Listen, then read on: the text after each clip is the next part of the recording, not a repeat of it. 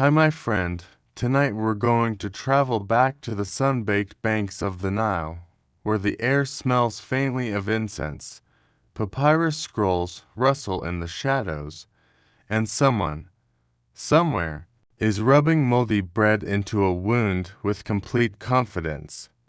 Welcome to ancient Egypt, where medicine and magic were practically roommates. You are standing in a sandstone corridor of a temple called the House of Life. Torches flicker along the walls as a priest-doctor chants an invocation to Thoth, god of wisdom. Nearby, a patient lies on a stone table, awaiting a treatment that involves both herbs and, possibly, crocodile dung. You probably wouldn't survive this, but hey, the placebo effect is eternal. So, before you get comfortable, take a moment to like the video and subscribe, but only if you genuinely enjoy what I do here. I'd love to know, where are you watching from tonight? And what time is it by you? Drop it in the comments. Now, dim the lights. Maybe turn on a fan for that soft background hum. And let's ease into tonight's journey together. Magic or medicine? When we think of doctors today, we imagine sterile gloves, crisp lab coats, and the faint smell of disinfectant in the air. But in ancient Egypt, the healer's toolkit included a bit more than bandages and stethoscopes. Try adding a dash of magic, a sprinkle of divine invocation, and maybe a whispered spell or two, because in that golden kingdom of pharaohs and pyramids, the line between doctor and sorcerer wasn't just blurry, it was practically non-existent to the Egyptians. Health wasn't simply a physical matter, it was spiritual, cosmic, even political. Sickness wasn't just about bacteria, it could be the result of a god's displeasure, a curse flung your way by a jealous neighbor, or an imbalance of forces only a priest could decipher. This wasn't superstition to them, it was science, just dressed in a lot more eyeliner and amulets. Physicians, often trained in temple schools, weren't just medics, they were intermediaries between the mortal and the divine. They would memorize sacred texts and healing formulas from thick scrolls like the Ebers or Edwin Smith Papyrus, and when someone fell ill, they didn't just reach for herbs, they reached for hymns and rituals as well. A patient with stomach pain, for example, might receive a poultice made from dates and cumin, accompanied by a spell to drive out the demon thought to be nibbling at their insides. Some of these spells are wonderfully specific. One from the Ebers Papyrus goes something like, "Drive out the enemy that lives within the belly of this man. I bind you with linen soaked in wine. I cast you into the fire, and may Horus strike you with his spear." Honestly, it sounds more like a breakup text than a medical incantation. Even the gods had roles in healing. Thoth, the ibis-headed deity of wisdom, was said to have invented medicine itself. Sekhmet, the lion-headed goddess, could both cause plagues and cure them depending on her mood, which was temperamental, to say the least. If Sekhmet sneezed near your village, you might want to start saying your goodbyes. The temples where healing was taught and practiced were called Parank, or House of Life. Inside, priests studied scrolls that combined herbal remedies with magical rituals. They believed that for healing to work, the body and spirit both needed treatment. You couldn't separate the soul from the symptom, the divine from the disease. To us, that might seem odd, but let's consider this. In our own time, people still light candles for loved ones in hospitals. They pray, meditate, visualize white light, drink ginger tea, and whisper intentions. Maybe we're not so far removed from ancient Egypt after all, just with better plumbing and less donkey fat. What's truly fascinating is that some of their treatments did work, not necessarily because of the magic but because of the ingredients. They used honey as an antiseptic, which modern science confirms is incredibly effective at fighting bacteria. They applied moldy bread to wounds, possibly the earliest form of penicillin, long before Fleming ever noticed a petri dish. So were Egyptian doctors real physicians, or just mystics in linen kilts? Historians still debate whether the magical elements were merely spiritual comfort, or if practitioners genuinely believed their chants and curses were doing most of the heavy lifting. Maybe both. But one thing's certain. In ancient Egypt, healing wasn't just about patching up a wound, it was about restoring harmony between you, the gods, and the invisible world. And sometimes, that took a little magic. House of Life. Imagine a place where prayers echo off polished sandstone walls. The smell of incense floats in the air like an invisible veil, and rows of scrolls line shelves guarded by solemn scribes in white linen. You are in an ancient Egyptian temple, not just a house of worship, but a literal house of life. These institutions, known in ancient Egyptian as Pur-Ankh, were far more than just religious centers. They were sanctuaries of knowledge, libraries, laboratories, schools, and yes, hospitals all in one. In the eyes of the Egyptians, to study medicine was not just a pursuit of healing, it was a divine calling, entrusted to those chosen to commune with the wisdom of the gods. Temples like those at Heliopolis, Thebes, and Memphis were the main centers of learning, where young scribes and would-be doctors were initiated into the great mysteries. Their textbooks, not dusty hand-me-downs, but papyrus scrolls filled with medical incantations, recipes, surgical observations, and anatomical notes. The most famous of these, the Ebers Papyrus and the Edwin Smith Papyrus, are thought to have been copied, recopied, and carefully protected across centuries like sacred treasures. Training in a house of life wasn't easy. It involved memorizing thousands of lines of text, some practical, some poetic, and some downright perplexing. There were spells for every part of the body, for every possible wound or illness, and elaborate instructions on how to treat both the seen and unseen forces. One scroll might describe how to clean a wound with honey and resin. The next might instruct you to recite the words, "Be healed, O flesh," as Horus was healed in the cradle, as Ra rose in his bark. The doctors who graduated from these houses were not merely medics, they were philosopher priests, entrusted with healing both body and soul. Their title was Swinul, and their role was sacred. Many specialized in one part of the body, like doctor of the belly, doctor of the eyes, or doctor of the rectum. Yes, that was a real specialty. Others focused on women's health, dentistry, or even mental illness, though they wouldn't have called it that. Patients came to the temple not only for prayer, but for treatment. They might be greeted by a scribe who recorded their symptoms and their name, date, and time of visit. Bureaucracy, it seems, is eternal.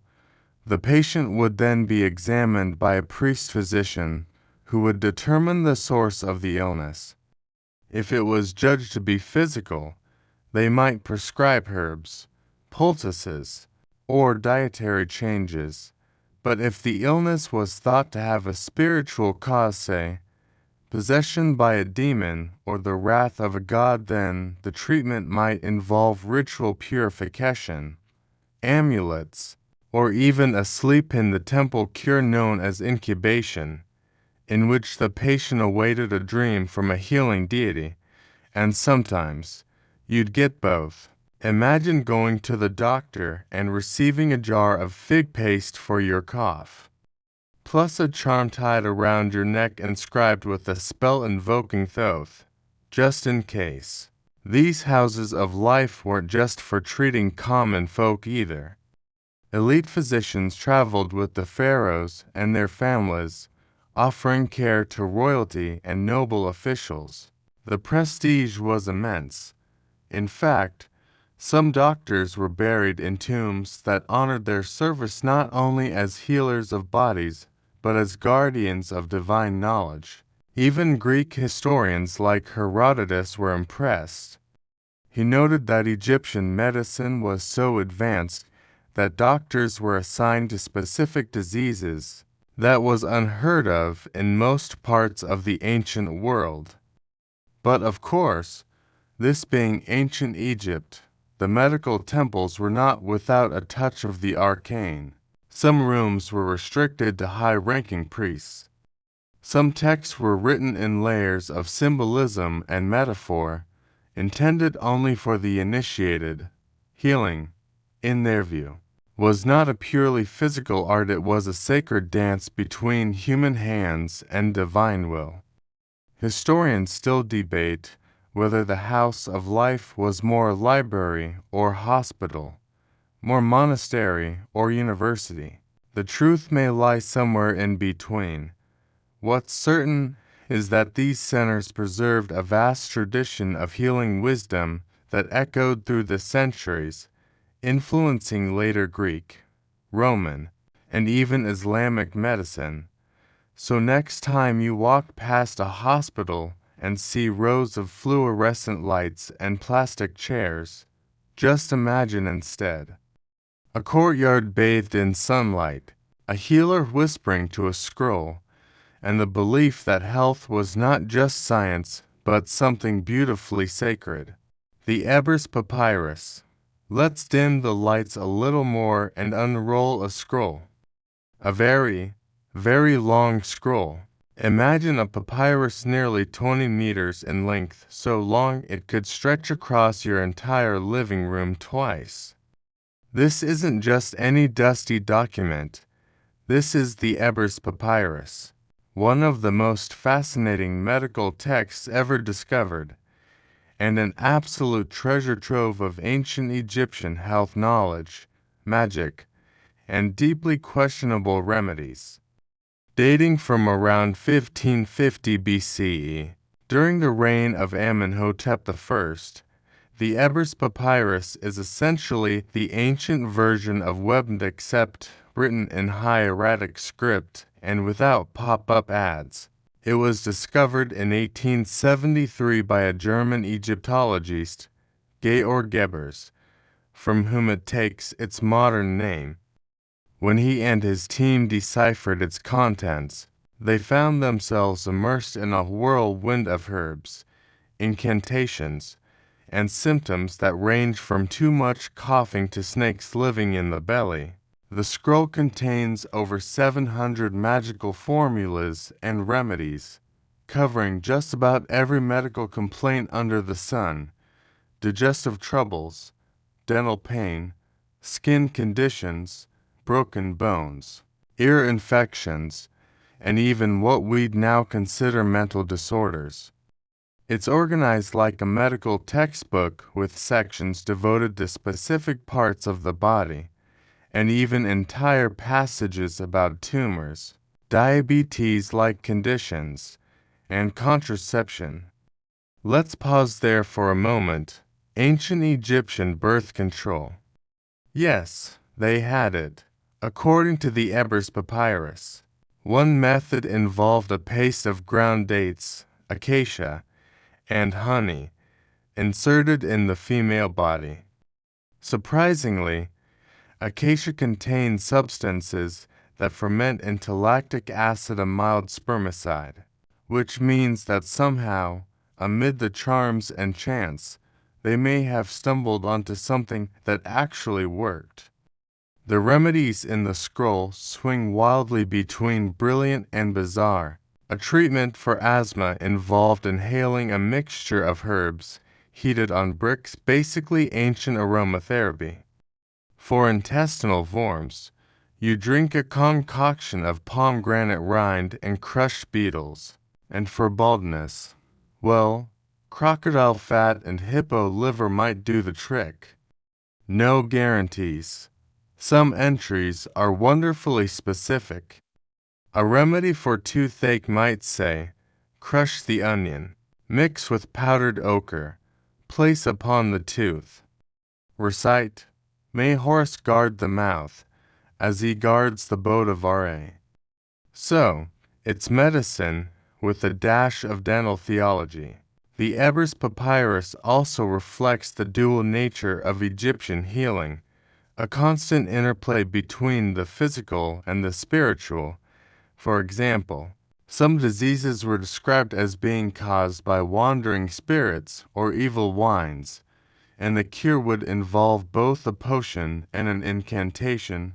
One charm reads, O you who enter through the ear and nest in the stomach, I cast you out with the fire of Ra. Depart, foul one, who comes in the night. That's not just medical care, that's full-blown exorcism. But amid the incantations, there are signs of surprisingly modern logic. The Ebers Papyrus describes the circulatory system, noting that the heart is the center of the blood supply and that vessels branch out to various limbs. While their understanding wasn't anatomically accurate by today's standards, they thought all fluids came from the heart. The fact that they were mapping internal systems at all is remarkable. They also used honey in wound care, an antibacterial substance we now know to be incredibly effective. They used moldy bread on infected wounds, a primitive precursor to penicillin. They administered castor oil as a laxative. It wasn't just magic, it was medicine with results. What's more, the papyrus includes advice that feels shockingly human, even now. Cheer the patient. Let him hear music. Speak kind words. Feed him figs. Because, as it turns out, some parts of healing never go out of style. Historians still debate whether the Ebers Papyrus was a reference guide for physicians, a textbook for students, or a sacred compilation meant to be copied and preserved in temples. Perhaps it was all three. It is not the oldest Egyptian medical text. That title goes to the Kahun Gynecological Papyrus, but it is the most comprehensive. Reading it today is like eavesdropping on 500-year-old consultations. You can hear the rustle of linen robes, the murmur of a chant, the quiet grinding of herbs in a mortar. It's a reminder that even in a world of gods and gold, illness was humbling and healing was a mix of knowledge, hope, and ritual. So next time your head aches and you reach for a bottle of aspirin, remember, someone once wrote out a remedy involving beer, tree bark, and a prayer to Isis, and maybe, just maybe, it worked. Gods of healing, close your eyes and imagine walking through a moonlit courtyard in ancient Thebes. Statues loom above you, their faces calm and mysterious, cloaked in shadow.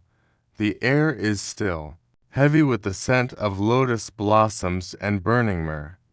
Somewhere nearby, a priest whispers a prayer not to a surgeon but to a lion-headed goddess with a ferocious temper.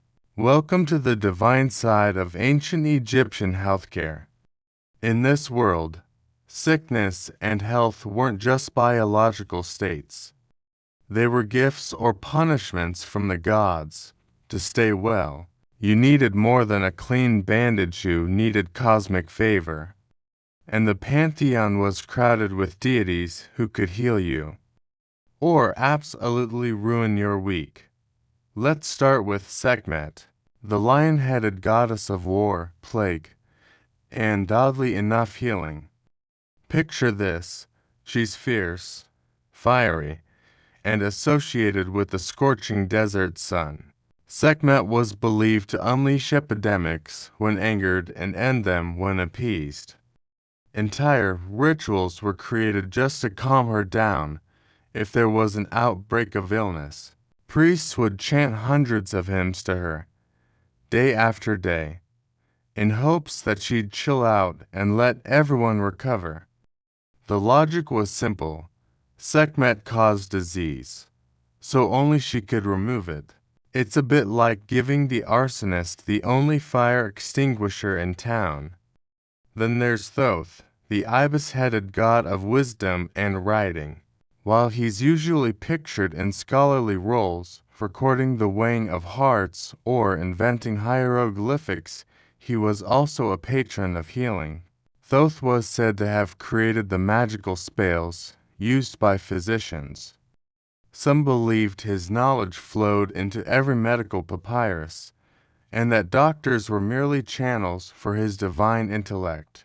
When you muttered a healing charm, it was Thoth's voice you were borrowing. Isis, the powerful mother goddess, was also revered for her healing abilities. Myths tell of her resurrecting her husband Osiris and curing her son Horus of snake bites and scorpion stings. That's a pretty solid resume for a divine nurse. Amulets bearing her name and image were worn by the sick, especially children and pregnant women. Bes, the squat, lion-faced dwarf god with a feathered crown and perpetually grumpy expression, also had a role in healing mostly of nightmares, childbirth complications, and demonic interference. He was the god you wanted in the nursery, chasing away malevolent spirits with a drum and a growl. Picture a stuffed animal that could exorcise your bedroom. Not bad. There were also more obscure healing deities. Serket, the scorpion goddess, protected people from venom and poisons. She was often invoked when someone was bitten or stung. And then there's Heka, whose very name means magic. Heka wasn't just a god, he was the personification of magical power itself. The word Heka became the root for the term magic in Egyptian language. Invoking Heka was essential in nearly every healing ritual. These gods didn't just sit on celestial thrones. Their images were etched into amulets, statues, and even medical tools. A scalpel might be decorated with symbols to invoke Thoth's precision or Sekhmet's strength. Sick rooms were adorned with protective charms.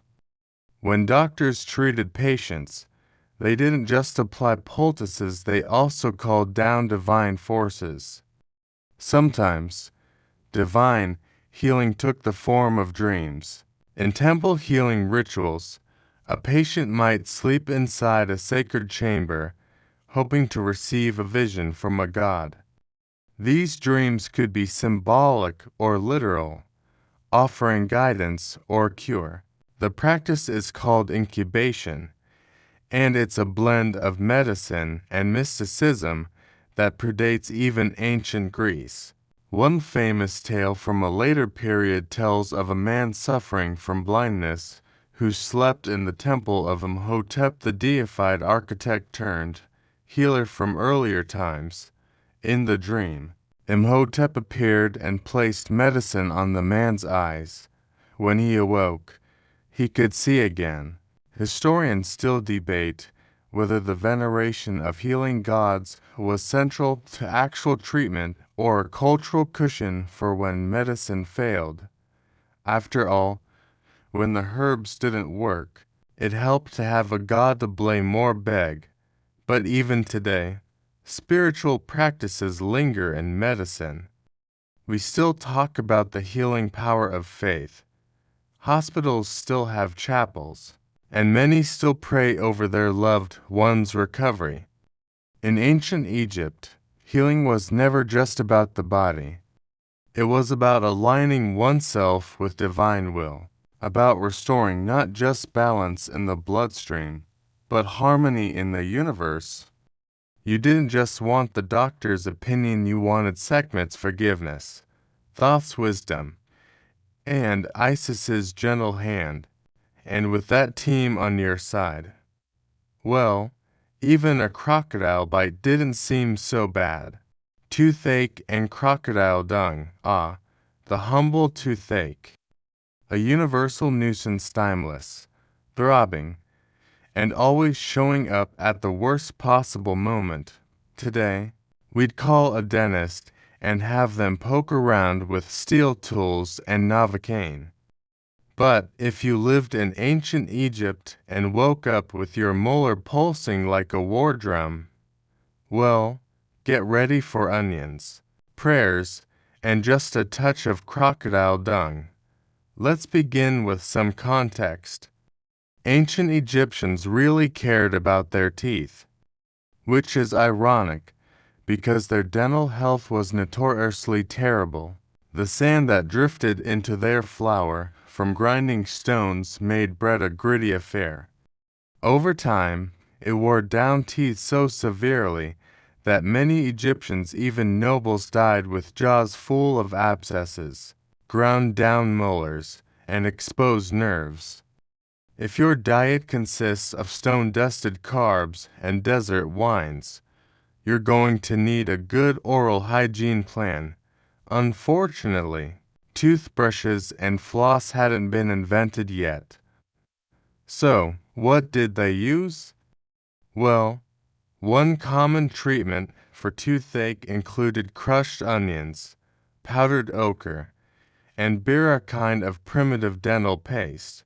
They'd mash it all together, apply it to the aching area, and whisper a spell to Horus or Thoth, hoping the divine would intervene where medicine might not.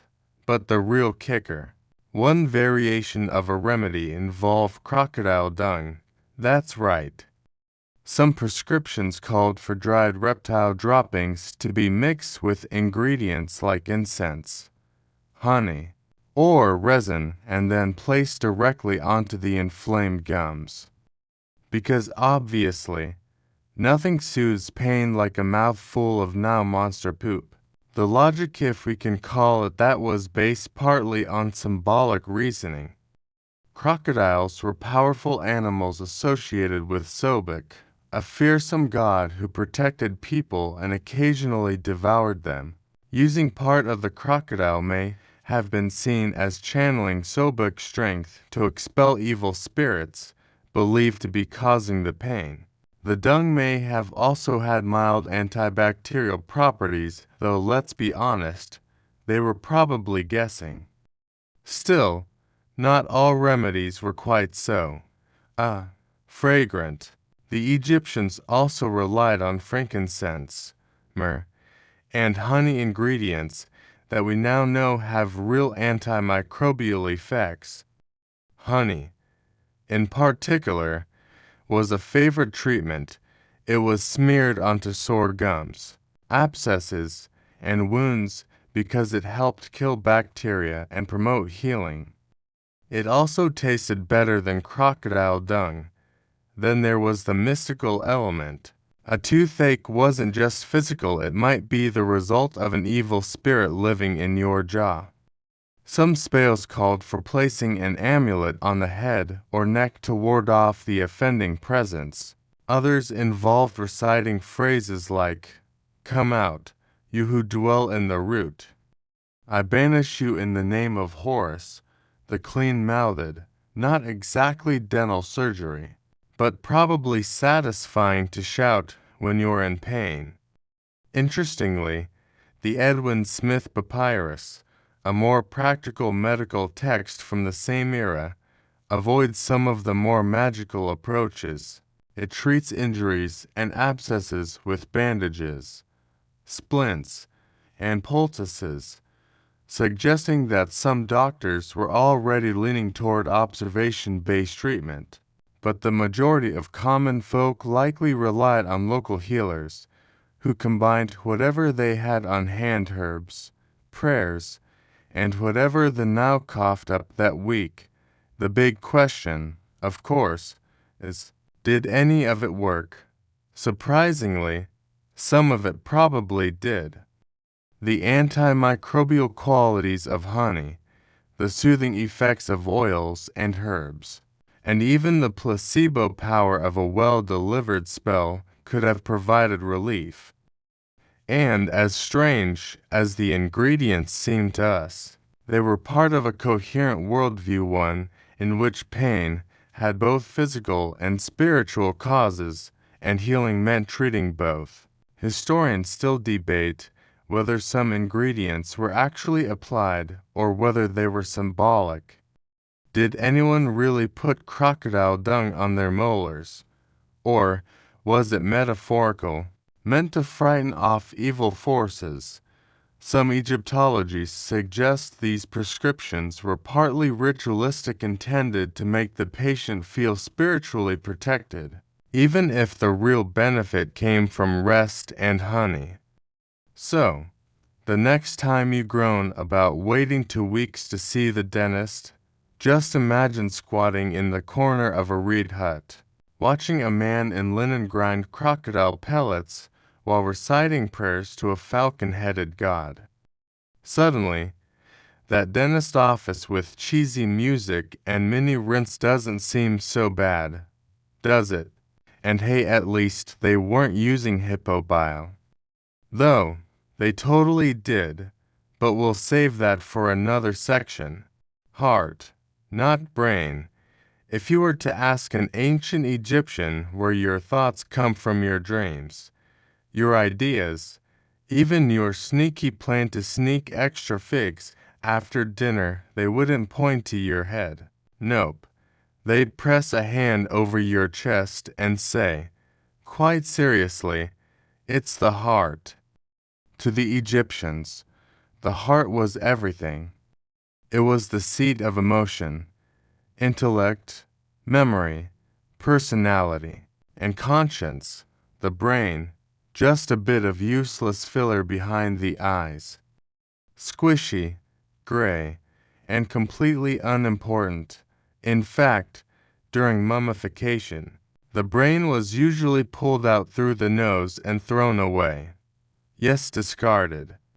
Meanwhile, the heart was carefully preserved in the chest cavity, or sometimes in a special jar if things got complicated. Because in the afterlife, you'd need it. The logic came partly from observation. When someone felt something deeply fear, love, anger, their chest pounded, the heart thudded. It felt like that's where the you lived. And without the benefit of dissections or modern anatomy, there was no reason to think otherwise. The brain didn't seem to do much, other than ooze unpleasantly when cracked open. The heart, however, was felt every day. This belief wasn't just philosophical, it shaped medicine. Egyptian doctors focused their attention on the heart and its many channels. According to the Ebers Papyrus, the body contained 42 vessels radiating from the heart, carrying air, blood, mucus, tears, and spirits. That's right, spiritual energy was just another substance that coursed through your insides, right along with all the squishy stuff. When someone got sick, it was believed that one of these channels might be blocked, polluted, or possessed by an evil force. So treatments were often designed to open the heart or calm the heart. This could mean anything from applying a poultice to the chest, to ingesting herbs that soothed the body, to chanting spells that would quiet the troubled soul within. And remember, The Egyptian worldview was all about balance between gods and mortals, day and night, health and disease. The heart, in many ways, was the keeper of that balance. It wasn't just a pump, it was a moral compass. This idea reached its full flowering in Egyptian funerary beliefs. In the Hall of Two Truths, during the afterlife judgment ceremony, the deceased's heart was placed on a scale and weighed against the feather of Mat, the goddess of truth and cosmic order. If the heart was lighter than the feather, congratulations, your soul moved on to eternal paradise. If it was heavier, well, Amit, the part crocodile, part lion, part hippopotamus beast, would devour it. No second chances because of this. Preserving the heart was a matter of spiritual survival. Some mummies have been found with amulets shaped like hearts or scarabs placed over the chest just in case the original organ didn't make the cut. Others were buried with spells instructing the heart not to betray them at judgment. A famous line from the Book of the Dead reads, "O my heart of my mother, O my heart while I existed upon earth, do not stand up against me as a witness." That's a lot of emotional baggage for one organ. Now, let's address the brain again. Egyptian embalmers removed it using long metal hooks, liquefying and draining it through the nose, a process called extirpation. It was messy, time-consuming, and deemed necessary only because you didn't want it to stink up the tomb. Its complete absence from almost all medical papyri speaks volumes. In contrast, entire sections were devoted to the heart, its rhythms, its changes, its ailments. Modern historians are fascinated by this emphasis. It's a vivid example of how culture shapes science. The Egyptians weren't foolish, they were observant and systematic.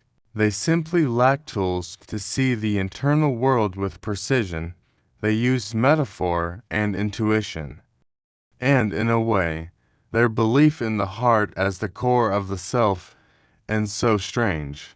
Even now, we say heartbreak, open-hearted, and follow your heart.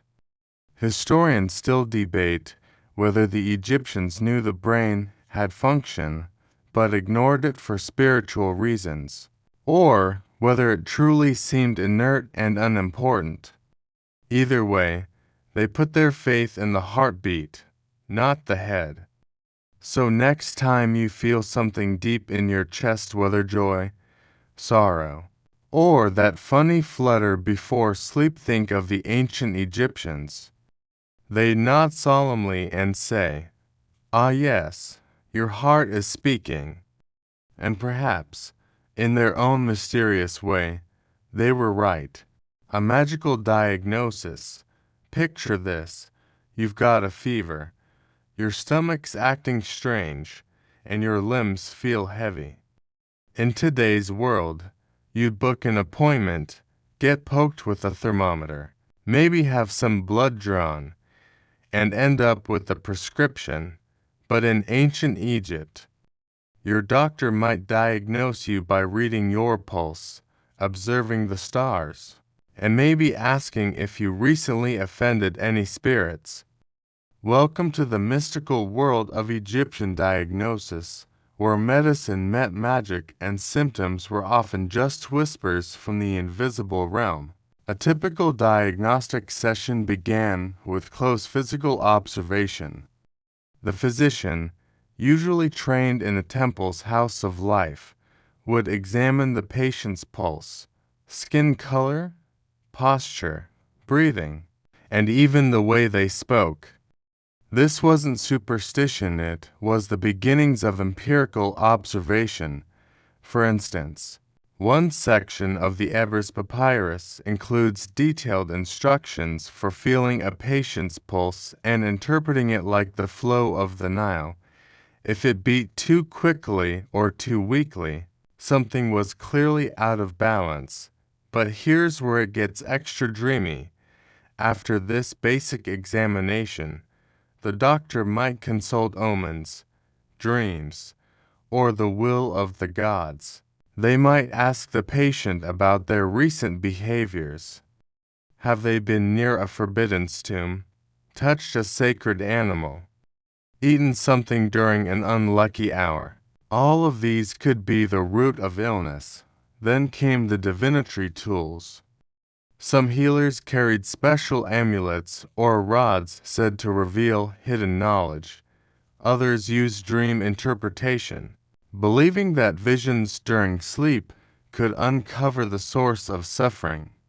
Still others observed the flight of birds or cast drops of oil in water, watching the way the patterns formed. Think of it as a combination of early diagnostics and a gentle seance. One diagnostic spell reads, "If the patient's ears are warm and his breath smells of onions, then the demon of Sekhmet dwells in his throat." Recite the spell of release and rub the throat with milk of the sacred cow. In this view, disease was not always from within. It might be caused by an external force, like a malicious spirit, a wind of illness, or the wrath of a displeased deity. So part of the diagnostic process was determining who or what had afflicted the patient. Was it a mistaken diet, a cursed object, a punishment for a broken taboo? This magical element didn't mean the Egyptians ignored physical symptoms. In fact, some papyri show surprising diagnostic accuracy. There are entries describing conditions that sound a lot like diabetes, epilepsy, and arthritis. One passage outlines symptoms of stroke, noting the body falls, the face turns to one side, and the mouth drools, not bad for 3,500 years ago. But once the cause was identified, natural or supernatural, the physician would prescribe treatment based on both realms. For a physical ailment, you might get honey, resin, castor oil, or a warm compress. For a spiritual one, the treatment could include an incantation, an amulet, or a purification ritual involving natron and sacred water. One spell for healing reads, "I conjure you, sickness, in the name of Thoth, leave this body, for you are not welcome. As Ra casts darkness from his path, so I cast you from this flesh." Imagine lying on a mat of woven reeds, the scent of frankincense swirling above, while a priest whispers such words and places cool poultices on your chest. It sounds like a combination of a visit and bedtime story. Interestingly, there was also a form of prognosis. Egyptian doctors would sometimes offer their version of "you're going to be fine" or "this might not end well." The Edwin Smith Papyrus classifies cases into 3 types. A disease I will treat, a disease I will contend with, a disease not to be treated. The last one is haunting. It meant the healer believed death was near, and no magic or medicine would help. Still, even in those cases, the patient might be comforted with rituals for safe passage into the afterlife. Historians still debate whether the Egyptians saw illness more as a physical malfunction or a spiritual disturbance. The answer seems to be both. They didn't separate body and soul the way we do. Every pain had both a material cause and a cosmic implication. And honestly, who's to say they were wrong? After all, don't we still look for meaning in our illnesses? We ask why something happened. We talk about healing energy and good vibes. Maybe the Egyptians simply said it more poetically and with more crocodile charms. So, if you ever wake in the night feeling unwell, Just remember, in ancient Egypt, someone would have placed their fingers to your wrist, whispered the name of a god, and told you whether your stomachache was from spoiled figs or a mischievous spirit hiding in your spleen. Moldy bread as antibiotic. All right, close your eyes and imagine this scene. A soft breeze rustles through a Nile-side clinic, incense smoke curls toward the ceiling, and a healer gently presses a slice of moldy bread onto a festering wound. You might instinctively cringe. But hold on, because what sounds like a bad idea might actually have been one of ancient Egypt's most miraculous medical insights. Yes, we're talking about moldy bread, the go-to bandage for infected cuts, boils, and skin irritations. It sounds unappetizing and probably smelled worse, but there's a twist. Thousands of years before Louis Pasteur and Alexander Fleming revolutionized our understanding of bacteria and antibiotics, the Egyptians were already applying naturally antibiotic substances. Without microscopes, without petri dishes, just intuition, tradition, and, perhaps, some lucky accidents. The recipe was surprisingly simple. Bread was left out to collect mold, then ground, mixed with honey or fat, and applied directly to wounds. Some variations added copper salts or resin for extra punch. The concoction was placed beneath linen bandages and left to draw out the infection. Today, we call that an antiseptic poultice. Back then, it was a mix of prayer and practice. Let's get scientific for just a moment. Certain molds like Penicillium species naturally produce compounds that kill bacteria. Honey, meanwhile, contains hydrogen peroxide and has a low pH, making it a hostile environment for microbial growth.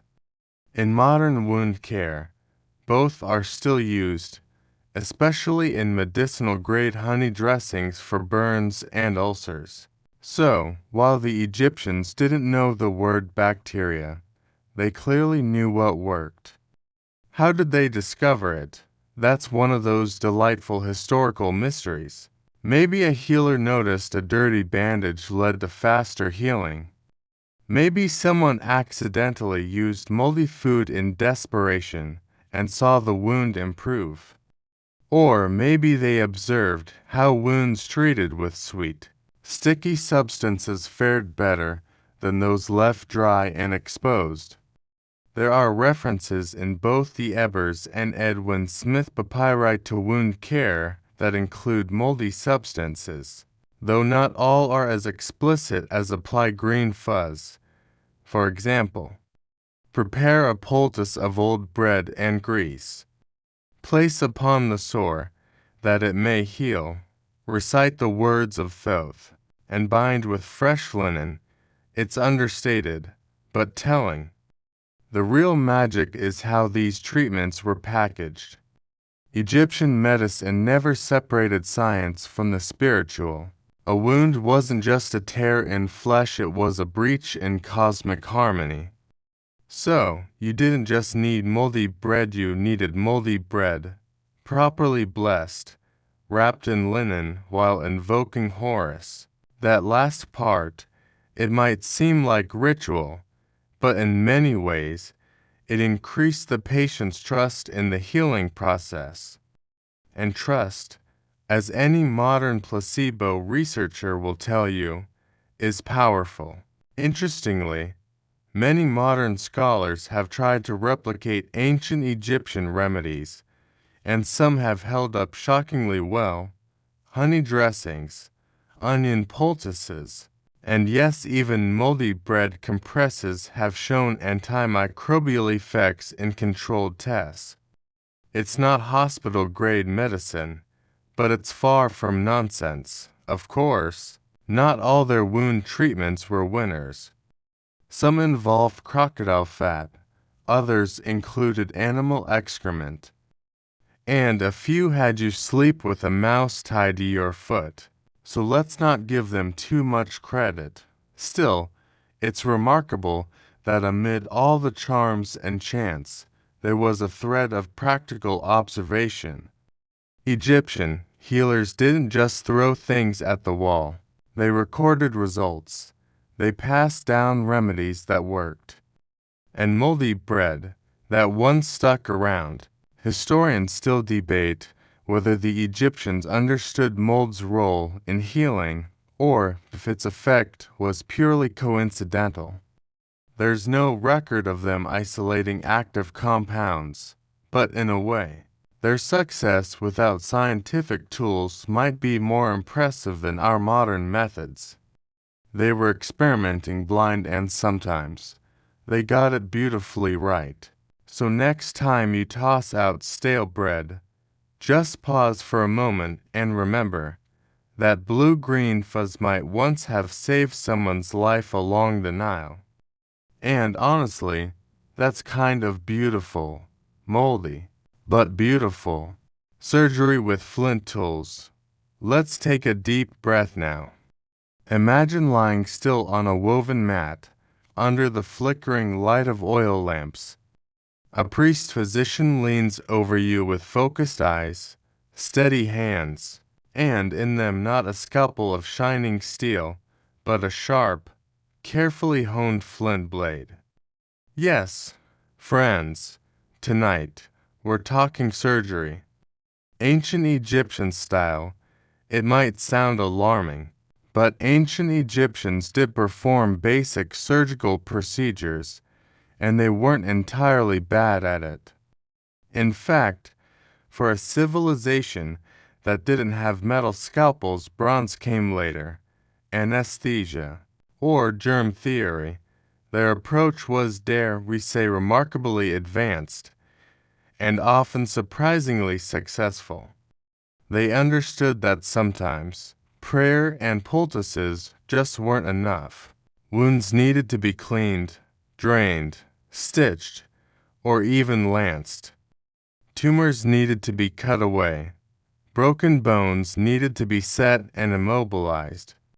All of this was done using sharp obsidian and flint tools, sometimes bronze in later periods, and with instruments that modern archaeologists have unearthed in tombs: forceps, hooks, clamps, probes, and knives.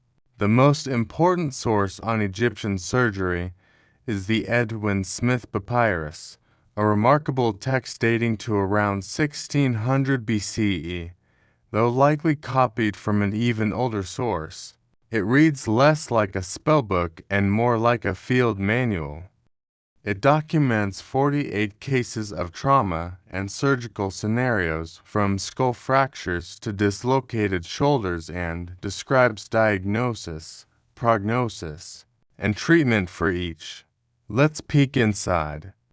Case 29, for example, is about a gaping head wound. It reads, "If thou examinest a man having a wound in his temple, penetrating to the bone, smashing his skull, thou shouldst lay him prostrate on his back, apply fresh meat the first day, and bind with linen thereafter." Fresh meat. That's not dinner, it's a method of keeping the wound moist and clean, and possibly preventing infection. They'd later replace it with linen and apply a paste of honey and resin, and they would monitor the patient closely, checking pulse, breathing, and behavior. That's triage, folks, but make no mistake, this wasn't delicate, painless surgery. There was no anesthetic beyond possibly beer, wine, or opium-based herbs. Pain management was a prayer and a stiff drink. Still, their survival rates were surprisingly good, especially with head injuries.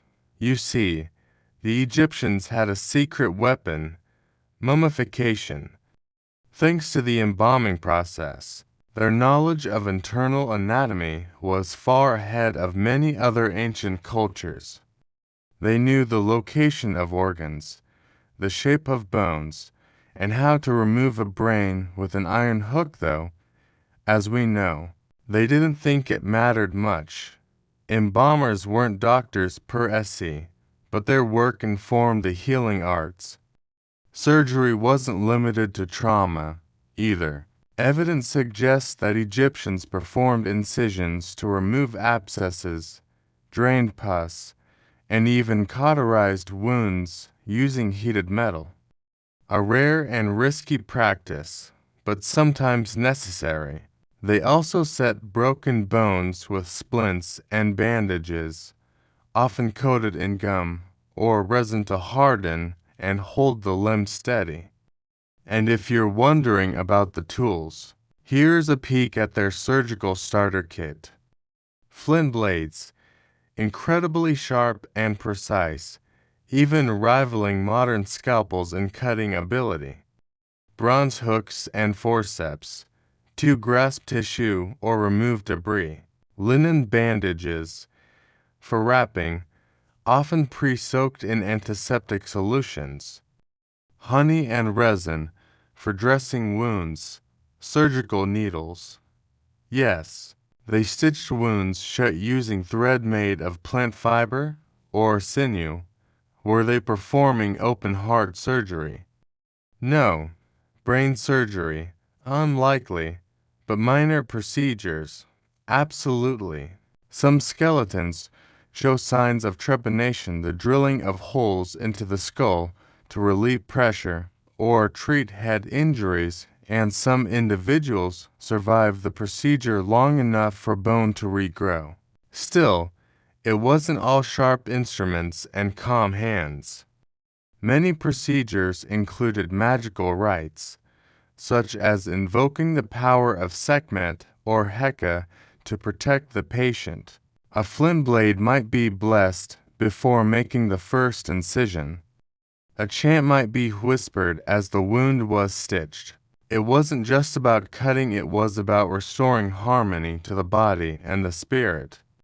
Historians still debate how widespread surgery was outside temple clinics. Were rural healers performing these techniques, or were they confined to the elite centers of Thebes and Memphis? Evidence is scarce, but what remains is clear. Egyptian physicians knew how to operate, and they documented their craft with clarity, care, and even a touch of humility. One passage from the Edwin Smith Papyrus ends simply with, "If thou treatest him, he will die." Sometimes, the best a doctor could offer was honesty. So the next time you shiver at the thought of a paper cut, imagine a world where your wound is cleaned with wine, covered with moldy bread, and gently stitched by a man in a linen kilt using a flint blade, and where the gods are silently watching, ready to bless or curse the outcome. Sleep tight. Infections and honey. Let's gently ease our way into one of the most delicate and oddly delightful corners of ancient Egyptian medicine, the eyes. In a land of blinding sun, swirling desert sands, and now-born parasites, eye problems weren't just common, they were practically inevitable. And so, the Egyptians became connoisseurs of ocular care, and their go-to cure, that golden, glistening nectar of the gods, honey. Yes, before there were drops, creams, or laser surgery, there was a dab of honey and a whispered prayer to Horus. Why honey? Well, aside from being delicious on flat bread, honey is one of the oldest natural antibiotics known to humanity. It contains hydrogen peroxide, has a low pH, and creates an environment where bacteria just don't thrive. Modern studies have confirmed what the Egyptians figured out millennia ago. Honey is remarkably effective against infections, especially on soft tissue like the eyes, and the Egyptians had a lot of eye problems. Conditions like trachoma, a bacterial infection that can cause blindness, conjunctivitis, styes, and even parasites were widespread. The dry, dusty climate and lack of modern hygiene didn't help. But what they lacked in eye wash stations, they made up for in ingenuity. Their treatments ranged from brilliantly effective to profoundly questionable. One common remedy was to mix honey with crushed minerals like malachite, green copper carbonate, or galena, a lead-based compound, and apply it like a paste or kohl eyeliner. It sounds alarming, but this paste had mild antiseptic properties, and the eyeliner may have even helped deflect sunlight and reduce infection. So, yes, the original cat eye may have started as medical care. One particularly elegant formula from the Ebers Papyrus reads, "For the eyes, blend honey with red ochre. Apply to the corner of the eyes for 3 mornings. Speak the words of healing as you do. Simple, gentle, sweet, and the words of healing." Well, that's where things get dreamy. Many remedies included incantations, often poetic, invoking deities associated with sight and clarity. The most famous, Horus, the falcon-headed sky god who lost an eye in a battle with Set, that I was later magically restored, making him a patron of healing and vision. Amulets in the shape of the eye of Horus, also called wajet, were worn for protection, not just of health, but of spiritual perception. They appeared everywhere, around necks, painted on tomb walls, carved into coffins. The eye wasn't just an organ, it was a symbol of cosmic balance, the very act of seeing as a sacred experience. Not all eye treatments were quite so charming. Some included bat blood, lizard fat, or fish bile, ingredients less validated by science and more by hope. One remedy involved applying a mixture of donkey liver and frankincense, while another instructed the healer to recite spells over a bowl of natron, a natural salt, and then rinse the patient's eyes with it. Saline, as it turns out, isn't a bad idea, but donkey liver, that might be pushing it. Despite the occasional gross out, Egyptian ophthalmology had structure and method. Physicians specialized in eye care. They were even given the title Eyes of the King if they served the royal household. And in the Edwin Smith Papyrus, we see descriptions of eye injuries, from blunt trauma to swelling, with careful steps for treatment. They also understood that eye infections could spread, and had routines to clean the eyes and lids regularly. Some temples had fountains or basins where ritual washing took place. There's even evidence of early surgical interventions, like lancing styes or draining abscesses, though done with tools more suited to pottery than precision. Historians still debate whether the kohl-lined eyes of Egyptian statues were meant to reflect medical knowledge or simply fashion. Likely both. In a world where symbolism and health were inseparable, looking good and staying healthy were one and the same. So picture it. A patient reclines under a palm tree, eyes closed. A healer gently dabs honey mixed with powdered stone beneath the lashes. A chant is spoken, birds chirp softly nearby, and somewhere in the breeze, you can almost hear the falcon wings of Horus stirring the air. It's medicine, sure, but it's also a little bit magic. The professional healer. Not all doctors in ancient Egypt were created equal. In fact, being a physician in this golden land of gods, grain, and Grand Pyramids was less like being a back alley herbalist and more like joining a sacred order, complete with ranks, titles, and a whole lot of reverence. These weren't just people who knew their way around a poultice, they were scholars, temple initiates, even members of the royal court. The term for a physician was swanu, a word that pops up in tomb inscriptions and temple walls, often followed by their specialization. Yes, specializations existed. There were doctors for the eyes, doctors for the belly, doctors for the anus, ancient proctology, and even doctors for women and children. This level of detail shows a healthcare system that wasn't just reactive, but organized and professional. Training took place in the House of Life, a temple institution that doubled as a medical school and research center. Students memorized scrolls of medical recipes, anatomy notes with a lot of creative guesses, and magical spells for good measure. It wasn't just about treating the body, it was about aligning with divine truth. A healer had to know how to speak to the gods and to the flesh. Once trained, a doctor might work in temples, treating priests and initiates, military units, patching up soldiers, villages, serving as the local healer, the royal court, reserved for the elite few considered physicians of the great house. These top doctors could be incredibly respected.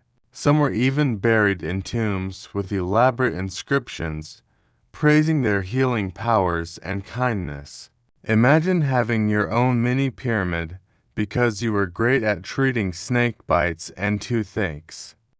They also followed a kind of ethical code, though not the formal Hippocratic oath we think of today. Still, many scrolls stress that a doctor should observe, diagnose, treat, and only promise help when appropriate. The Edwin Smith Papyrus even distinguishes treatable cases from hopeless ones, showing a degree of medical realism rarely seen in ancient times. One swanu, named Pasehet, is believed to be the first known female doctor in history. Her title, Lady Overseer of Female Physicians, is carved into her tomb. Her legacy reminds us that medicine in Egypt wasn't strictly male-dominated, and that healing was seen as a divine gift not bound by gender. Historians still debate how much freedom these doctors had to innovate or whether they followed medical texts rigidly. It's likely that most followed tradition closely but adapted based on observation, combining what they read with what they saw, kind of like reading a cookbook, then tweaking the recipe because your patient's flesh turned blue. In all, the Egyptian healer wasn't just a technician. He or she was a bridge between heaven and earth, balancing sacred knowledge with hands-on care, wielding both scalpel and spell. And in that soft twilight between science and faith, the patient found relief not just for their symptoms, but for their soul. Pregnancy tests with Barley. Now here's a section that's going to make your modern pregnancy test stick look a little boring. If you were an ancient Egyptian woman wondering whether you were expecting, you wouldn't head to a pharmacy or pee on a plastic wand. No, you'd go grab a handful of barley, some wheat, and a clay pot, because in this world, the grain knew before you did. Here's how it worked.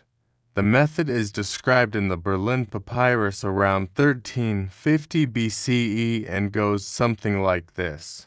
Take 2 small pots, one filled with barley, the other with emmer wheat. The woman would urinate on both pots every day. If either sprouted, it meant she was pregnant. If neither sprouted, she was probably not. And here's the kicker. If the barley sprouted faster, they predicted she was having a boy. If the wheat sprouted first, a girl.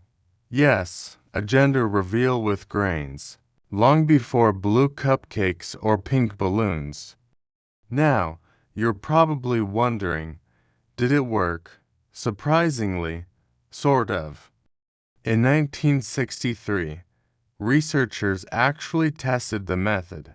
It turns out that estrogen in the urine of pregnant women can promote seed germination more effectively than urine from non-pregnant women. So, while it wasn't foolproof, it may have offered a reasonable early clue, especially compared to just waiting for the bump to show up.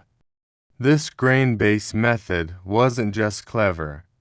It reflects how Egyptians thought about life, fertility, and nature. Pregnancy wasn't a clinical condition, it was a cosmic event, a blending of body and universe. Seeds sprouting from water symbolized the creation of life, just like babies growing in wombs. The act of peeing on a pot of barley became part of a greater ritual of divine observation. They didn't stop there. The medical papyri include dozens of remedies and tests for fertility, conception, and childbirth. Some sound soothing like herbal infusions of dates and honey. Others are more alarming.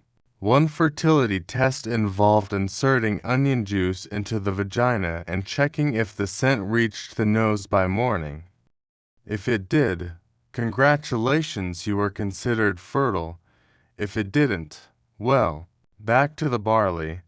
Midwives also used amulets and charms to protect pregnant women, invoking gods like Taret, the hippo goddess of childbirth, and Bes, the dwarf god who scared off evil spirits with a permanent scowl. These gods were often painted on bedroom walls or carved onto birthing stools. Historians still debate whether Egyptian pregnancy tests were widespread or limited to temple medicine. But what's clear is this: even in matters as intimate as reproduction, the Egyptians found beauty, symbolism, and surprising insight. So next time someone tells you ancient medicine was all nonsense, remind them, 3,000 years ago, someone peed on some barley and kind of nailed it. Demons in the belly. Close your eyes and imagine this. You're lying curled up on a reed mat, clutching your stomach in agony, and a priest doctor is leaning over you, whispering a spell while sprinkling beer around your body in a wide circle. He's not looking for symptoms, he's hunting a demon that's made your belly its home. Welcome to one of the most curious and frankly unsettling ideas in ancient Egyptian medicine, that illness could be caused by spirits, demons, or even invisible creatures dwelling inside the body. The Egyptians didn't have microscopes or germ theory. They didn't know about E. coli or gut flora. But they were deeply observant, and when someone's belly bloated, or churned, or made odd gurgling noises, they concluded something must be living inside. Something malevolent, something squirmy. This idea wasn't unique to Egypt. Other ancient cultures, including Mesopotamia and India, also believed in spiritual invaders causing sickness, but the Egyptians gave these entities names, characteristics, and sometimes even illustrations in their texts. Some were described as small creatures with claws and sharp teeth. Others were snake-like or worm-like. One was called the Eater of Entrails and was blamed for abdominal cramps. To treat these unwanted tenants, healers turned to a mix of herbal medicine and spiritual warfare. A classic remedy might go like this: crush carob seeds, Mix with beer and honey, and drink at dawn. Recite, "Come out, demon," for the smell of the sweet beer drives you away. In other cases, enemas were used to flush out the invading spirit. The Egyptians were pioneers of enemas, using reeds and water or oils to cleanse the digestive tract. The logic: if the demon couldn't be exorcised by spells, it might be encouraged to leave forcefully. Of course, not all belly issues were blamed on spirits. Some were linked to improper food, spoiled offerings, or even bad timing eating during certain unlucky hours. But when an illness was persistent, mysterious, and painful, the supernatural explanation took over. These treatments weren't just physical, they were rituals. Patients might be smudged with incense, washed in Nile water, or wrapped in protective linens inscribed with spells. They might wear amulets engraved with images of horse-slaying serpents, or of Bess dancing to scare the demons away. Historians still debate how seriously the Egyptians took these explanations. Were they metaphorical ways to describe internal suffering or literal beliefs? Maybe both. But to the patient, whether it was a parasite or a poltergeist, the result was the same. They were in pain, and they needed relief. So next time you clutch your stomach after a questionable meal, just be glad you don't need an exorcism or an enema from a reed tube. Herbal Lore. Now let's step into a garden, not just any garden, but one bursting with healing secrets, where lotus blossoms shimmer, mint dances in the breeze, and baskets of herbs lie ready to become cures. For the ancient Egyptians, the world was a living pharmacy, and plants were some of their most treasured allies. The Ebers Papyrus alone lists over 700 herbal remedies, and many of these have echoes in traditional medicine to this day. Egyptians didn't just collect herbs, they grew them in temple gardens, dried them carefully, ground them into powders, and mixed them with honey, wine, milk, or oils. The results were ointments, pills, poultices, teas, and sometimes pastes that looked more like cake batter than anything medical. Let's explore some of their most beloved botanicals. Aloe vera, used for skin irritation and burns, yes. Exactly like today. Garlic, a favorite for treating infections, fatigue, and even bad air. Frankincense and myrrh, both used as antiseptics and in treatments for wounds and gum disease. Pomegranate, a powerful remedy for intestinal parasites. Its rind was brewed into tea or ground into pills. Fenugreek, used for fever and chest pain. Juniper berries, to ease digestion and cleanse the body. Castor oil, as a potent laxative. Some things never change. These herbs weren't just mixed and applied. They were often blessed or combined with ritual, making each dose a sacred experience. A salve for a headache might be applied while chanting a verse to Thoth. A tea for a troubled stomach might be sipped in the light of the moon. With amulets resting nearby, the herbalists softened women or priestesses kept recipes passed down through generations, like family secrets. Some remedies even included precise measurements, instructions on how long to boil or soak, and warnings about toxicity. There was a science here, even if it wore a robe of mysticism, but not every plant was safe. The Egyptians were aware of poisonous herbs, too. Certain treatments for skin lesions or impure blood included toxic resins that needed to be used with great caution. This shows a clear understanding of dosage and balance and the fine line between healing and harm. What's more, herbal medicine was gender inclusive. Women, especially midwives and temple workers, were deeply involved in cultivating and using these plants. Some were even called overseers of healing gardens.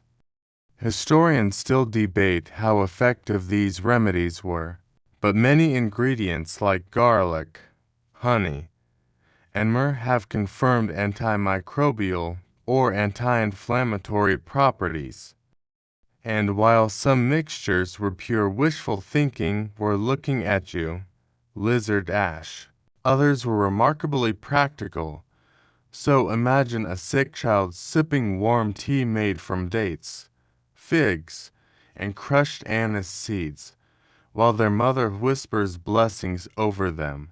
It wasn't just medicine, it was a ceremony of care, steeped in sun and spirit. The embalmer's wisdom. When you think of medical advancement, mummification might not be the first thing that comes to mind. But for the ancient Egyptians, the art of preserving the dead was also a lesson in anatomy, and some of their greatest knowledge of the human body came not from surgeries, but from centuries of embalmers wrapping kings and commoners alike. Let's be clear, embalmers weren't usually doctors. They were specialized craftsmen and priests, trained in one of Egypt's most sacred rituals. But over time, their hands-on work gave them a practical understanding of internal organs, even if their explanations didn't always match reality. For example, embalmers knew the liver, stomach, intestines, and lungs could be removed and placed in canopic jars. The heart was the seat of emotion and was usually left inside the body unless there were complications. The brain was extracted through the nose and discarded. No respect for the brain again. The kidneys and pancreas, often ignored, but occasionally noted in later papyri. Through this practice, embalmers learned where things were, how to access them, and what they felt like. They may not have known how organs functioned, but they knew how to identify them, which is more than many ancient cultures could claim. This knowledge didn't stay isolated. Over time, temple doctors and embalmers likely exchanged insights, one preserving bodies, the other trying to preserve life. The overlap might explain why certain surgical procedures appear so informed. Embalming also gave rise to the use of resins, natron salts, and essential oils, many of which found their way into medical treatments. The antiseptic qualities of these substances made them effective not just for preserving flesh, but for healing wounds, too. And let's not forget the ritual element. The dissection of a body was sacred and symbolic, meant to prepare the deceased for rebirth in the afterlife. This spiritual lens meant that anatomy wasn't just physical, it was cosmic. Each organ had meaning. Each action had purpose. Historians still debate how much of this anatomical knowledge fed directly into Egyptian medicine.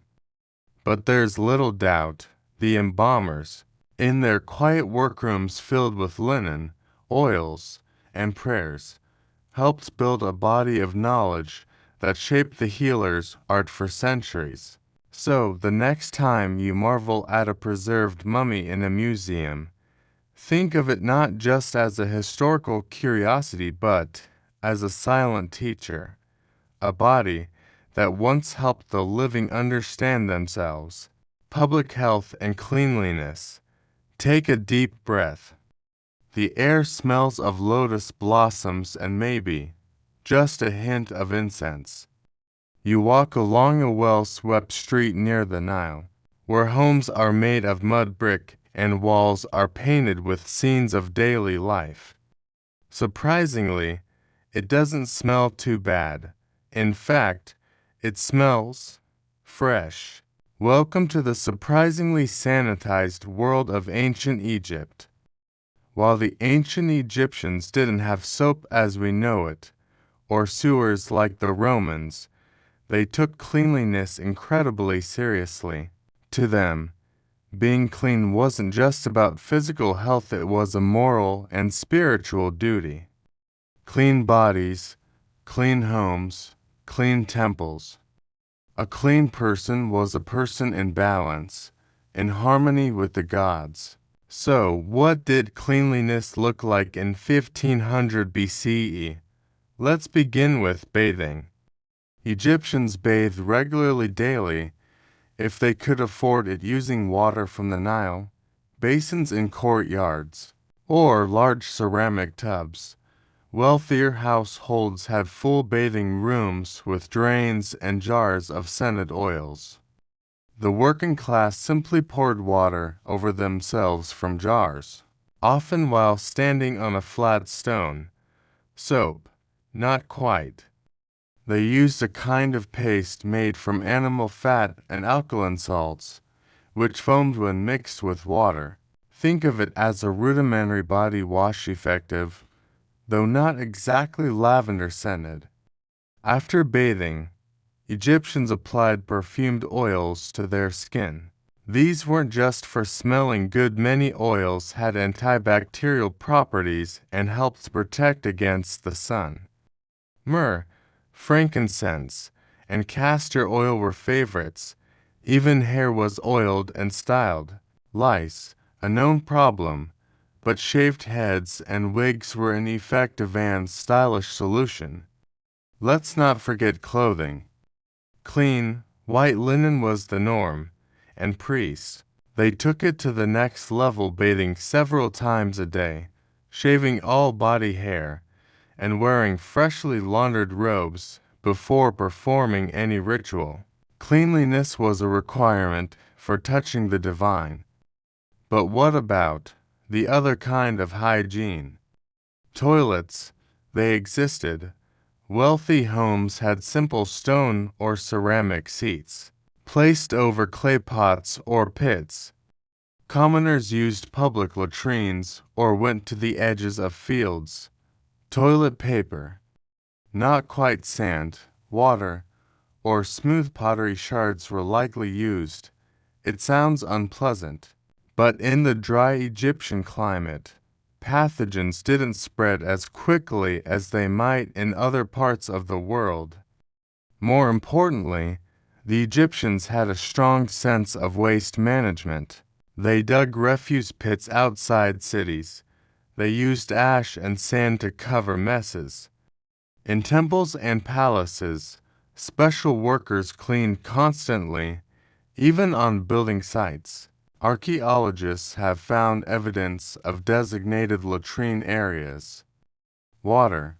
The Nile was sacred, and water from it was carefully handled.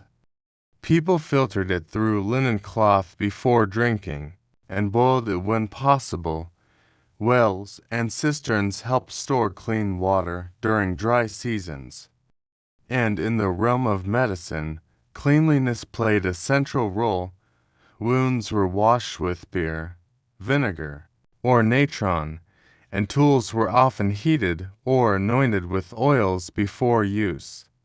Bandages were made of freshly washed linen, and healing spaces were kept orderly. It wasn't sterile by modern standards, but it was far from reckless. What's most remarkable is how this commitment to cleanliness was deeply tied to religion. To be clean was to be worthy of divine protection. Dirt wasn't just gross, it was spiritually dangerous. Many healing spells even began with purification rites. A dirty body invited chaos. A clean one welcomed Mat, the goddess of order and harmony. Historians still debate whether this cleanliness helped Egyptians avoid disease or if it was simply spiritual practice.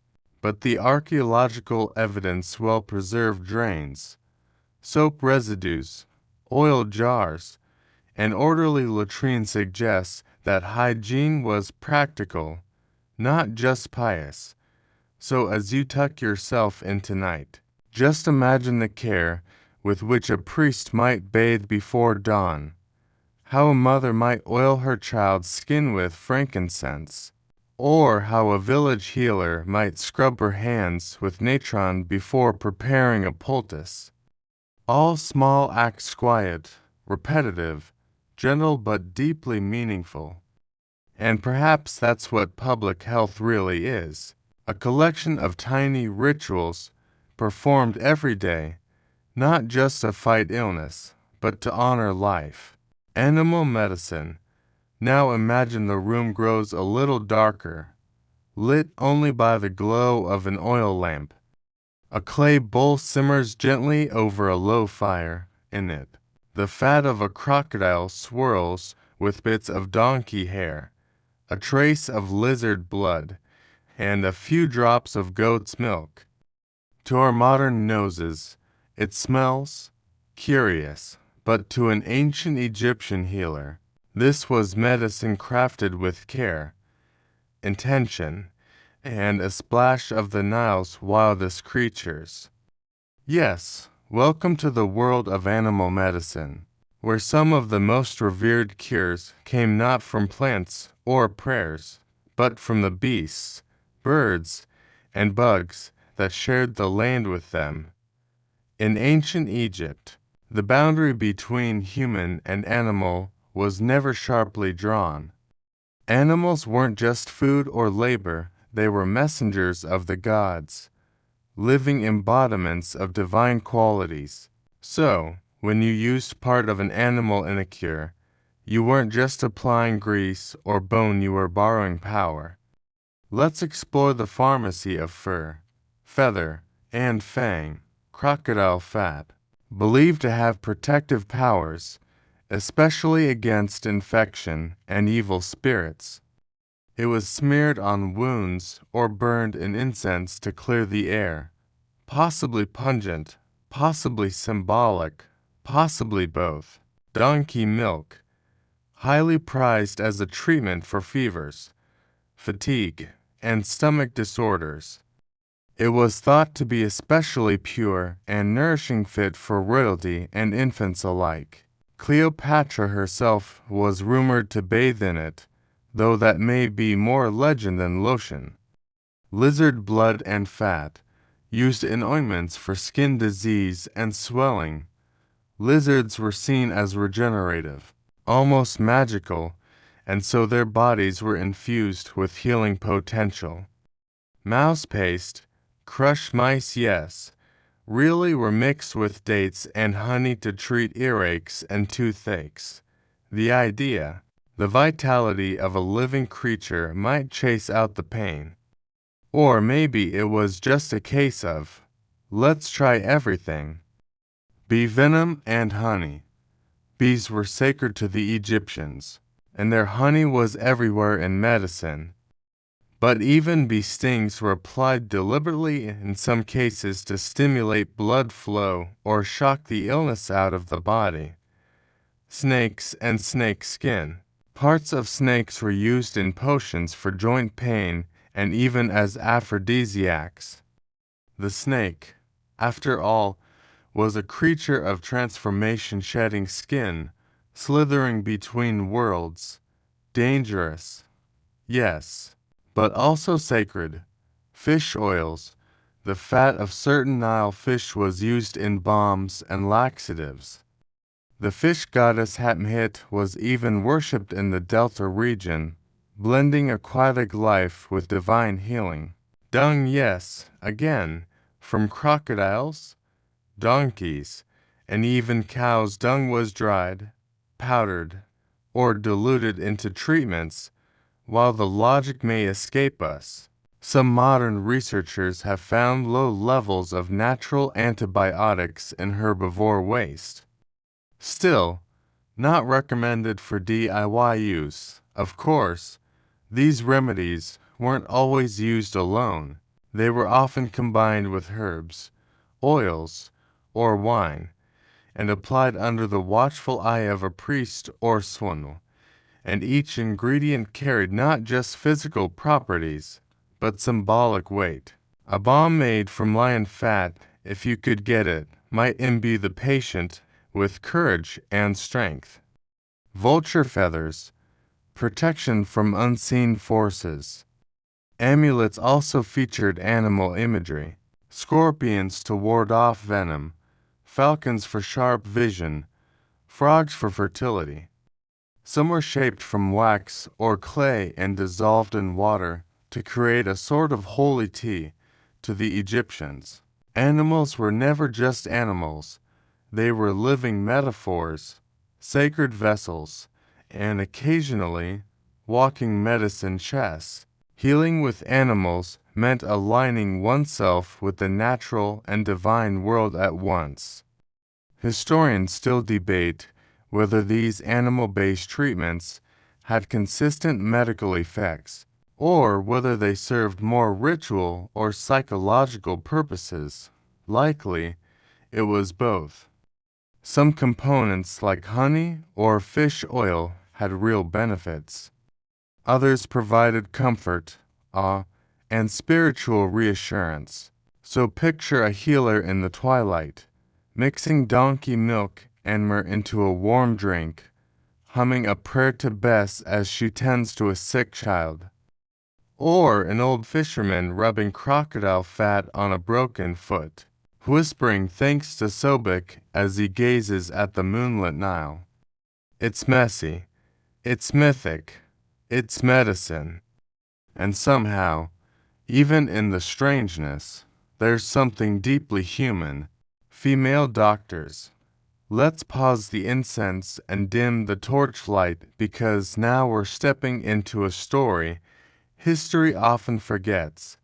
The story of the women who healed, guided births, studied scrolls, and were the title of doctor in a time long before most of the world acknowledged that such a thing was even possible. In ancient Egypt, medicine wasn't just a man's domain. Women could, and did, train as physicians, midwives, and healing specialists, some of whom even rose to high ranks within temple life and the royal household. Their presence was so accepted, so woven into the fabric of daily life, that their names appear in tombs, scrolls, and medical writings with no fanfare. Just quiet, competent authority. Let's meet one of the most remarkable, Toothache, who lived during the Old Kingdom around 2500 BCE. Her tomb identifies her as Lady Overseer of Female Physicians, a title that implies both medical mastery and leadership. She likely supervised a team of women who specialized in gynecology, obstetrics, fertility care, and childhood illnesses. Women were especially trusted with female patients for reasons both practical and cultural. Topics like menstruation, childbirth, and breast health were deeply tied to ritual purity and privacy. Who better to understand these needs than another woman? Training for female healers took place in temples and houses of life. Just like their male counterparts, they would study the same medical scrolls, memorize the same spells, and learn to prepare the same poultices and oils. Some may have worked exclusively with women, while others served entire households or communities. Midwives were particularly respected. Childbirth in ancient Egypt was dangerous, no surprise there, and these women brought both knowledge and comfort. They used birth bricks, small platforms, positioned the mother in a squatting posture, and guided the baby into the world with hands experienced and calm. They chanted prayers to Taret, the protective hippo goddess, and Bes, the grumpy protector of labor and sleep. Many birth rituals involve charms and amulets, but also sound medical knowledge like rubbing oils to ease pain, checking for breech positions, and administering herbs to stop postpartum bleeding. And it didn't stop at birth. Women also provided early child care, treating colic, fevers, infections, and even conducting rudimentary fertility tests. Some were known as nurse scribes, combining the art of healing with literacy, writing down patient histories and medical notes. In tomb paintings and reliefs, we see women offering potions, applying bandages, and mixing herbs. They appear in both domestic and sacred spaces, always with poise, always in service of healing. Of course, gender equality wasn't perfect. Women still faced limits in political and legal rights. But in the realm of medicine, Egypt stood out. Greek and Roman observers later found it shocking that Egyptian women could be doctors. Yet for centuries, this was normal, ancient, and quietly revolutionary. Historians still debate how many female physicians there were and how widespread their practice was. But Paset's title alone is proof that these women weren't anomalies. They were part of a lineage, respected enough to be remembered in stone. So as you drift off tonight, imagine a calm voice reading from a scroll, soft hands anointing the sick with warm oil, and a woman in a white linen robe lighting a lamp in the darkness, a healer, teacher, and keeper of life. In a world of pharaohs and magic, she practiced something far more powerful, gentle, learned care, mental illness, and magic. Tonight, we step deeper not into the body, but into the mind, a place even the ancient Egyptians found mysterious, powerful, and sometimes terrifying. And though they didn't have words for depression, anxiety, or psychosis the way we do today, they recognized something we're still learning to honor. The mind can suffer, just like the body. So, how did the Egyptians understand mental illness? They believed that disturbances of the mind were often spiritual in nature. A person might suddenly act strangely, cry uncontrollably, shout nonsense, or wander aimlessly, not because of trauma or neurochemical imbalance, but because the spirit had entered their body, or that a person had fallen out of harmony with the divine order. The condition might be called a wandering mind or a mind darkened by shadow. It wasn't treated as shameful. It was dangerous. Yes, but also deeply human. Treatment. It started with a mix of observation and ritual. A healer might begin by watching the patient's behavior. Were they speaking to unseen things, refusing food, shaking or twitching? Then came a diagnosis, not as a label, but as a story. Perhaps the person had encountered a cursed object, or perhaps a god was angry, or a dead ancestor had not been properly honored. And then, the remedies. Music and rhythm, harps, sistrums, rattles, and chanting were used to soothe agitation or restore balance. Sometimes, a patient would be taken to a temple and surrounded by gentle melodies, believed to realign the soul, incense and fumigation. Burning resins like frankincense or myrrh were believed to drive out evil spirits. A common ritual involved walking around the patient while swinging a censer, whispering prayers to gods like Thoth or Isis. Amulets and protective charms. A patient might wear a figurine of Bes or an eye of Horus carved from turquoise or lapis lazuli. These weren't just decorative, they were shields for the mind, anchors for the soul. Spells and invocations. healing words were powerful medicine. One spell reads, "Come forth, O mind of clarity. Depart, O whisper of confusion. May the light of Ra shine in this one's thoughts." Therapeutic bathing, cleansing the body, was believed to cleanse the mind. Baths in blessed Nile water were sometimes accompanied by prayer and anointment with sacred oils. Of course, herbal remedies weren't forgotten. Poppies for sedation, blue lotus for calming, and fermented drinks for distraction were offered to ease distress. The line between a sacred potion and an ancient tranquilizer was a hazy one. Interestingly, there's little evidence of people being punished or imprisoned for mental illness. Instead, they were treated with reverence, albeit fear at times. In more severe cases, the person might be secluded in a quiet chamber, not out of cruelty, but to protect them from harmful forces or protect others from them. And what about dreams? Ah, dreams. Egyptians believed that dreams revealed the state of the mind and soul.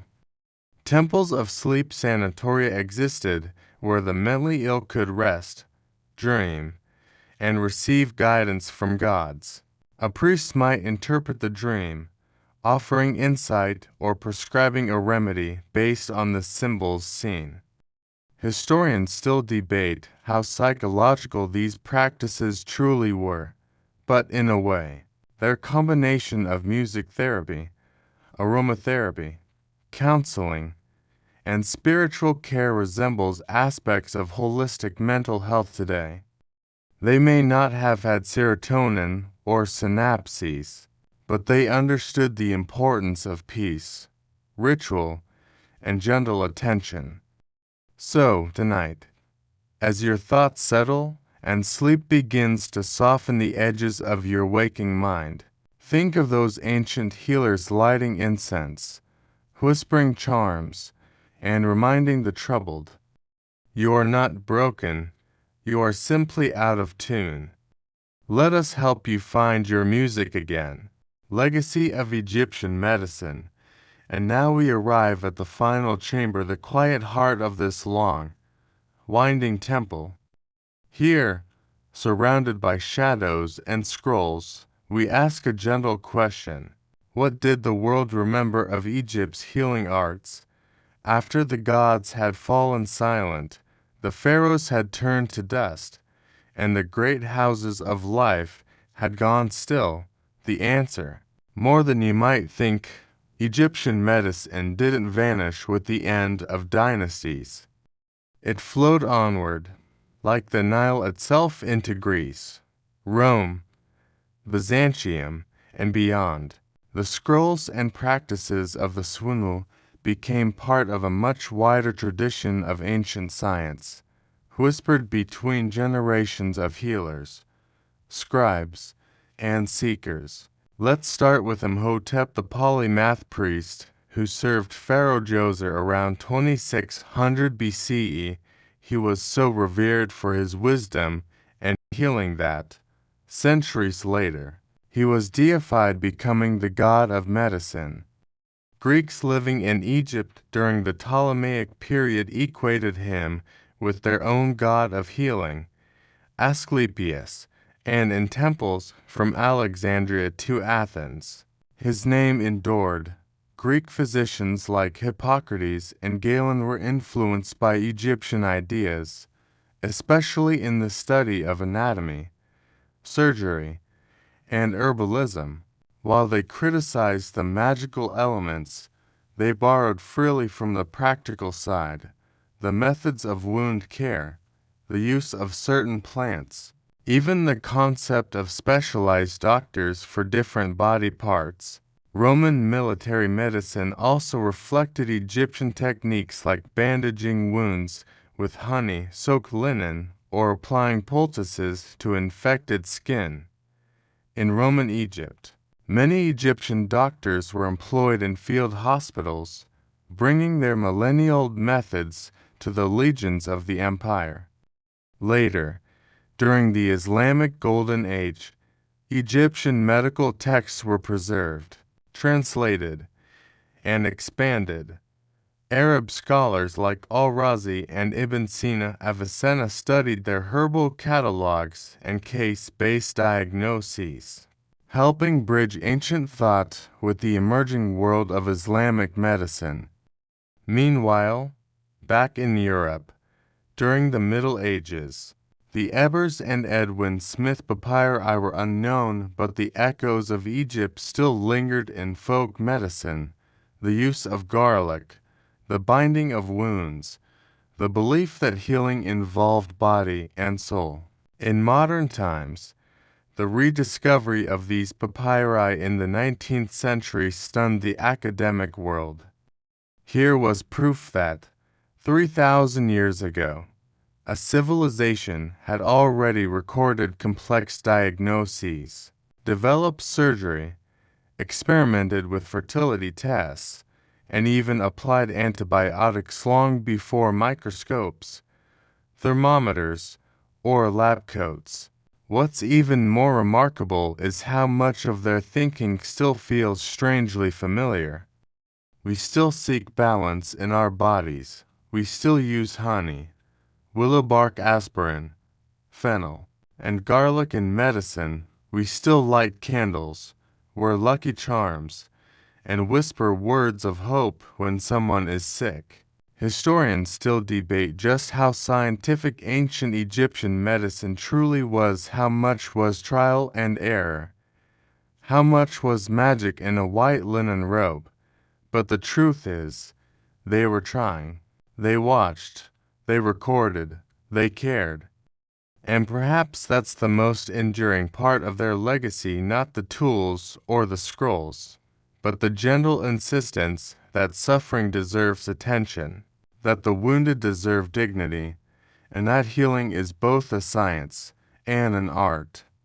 So as you settle in, eyes heavy, comforted by the hush of history, imagine this: a temple by the Nile, wind whispering through palm fronds, a healer preparing a poultice by lamplight, and a patient exhaling slowly beneath a linen sheet, knowing that in the great sweep of the universe, someone is trying to help. The gentle quiet of ancient care. And now, dear dreamer, we leave behind the candle-lit halls of the house of life. The clay pots are empty, the scrolls are rolled tight and tucked away, and the incense has faded into memory like breath on cool glass. Outside, the Nile drifts silently in the moonlight. The reeds sway softly in the night breeze, whispering secrets older than language. A crocodile slides through still water, unseen. Somewhere in the distance, a temple bell chimes once a low, hollow sound that seems to echo both forward and backward in time. You've walked through an entire world tonight. A world where honey healed eyes, moldy bread soothed wounds, and barley could speak the secrets of a new life. You've met priest-doctors who whispered spells while stitching wounds, women healers who read the pulse like poetry, and embalmers who, in preserving the dead, taught the living where the heart resides. It was a world of tenderness wrapped in ritual, of observation wrapped in wonder, of medicine and magic, folded together like linen bandages, sometimes messy, often mysterious, but always offered with care. And perhaps that's what stays with us most, not the strange ingredients or the copper tools, but the simple truth that someone, thousands of years ago, knelt beside another person in pain and tried to help. So close your eyes now. Let the quiet hum of the Nile rock you gently. Let the gods watch from afar, peaceful and unbothered. You are warm, you are safe. And somewhere deep in the sands of time, an old healer smiles, and of script, Sweet dreams.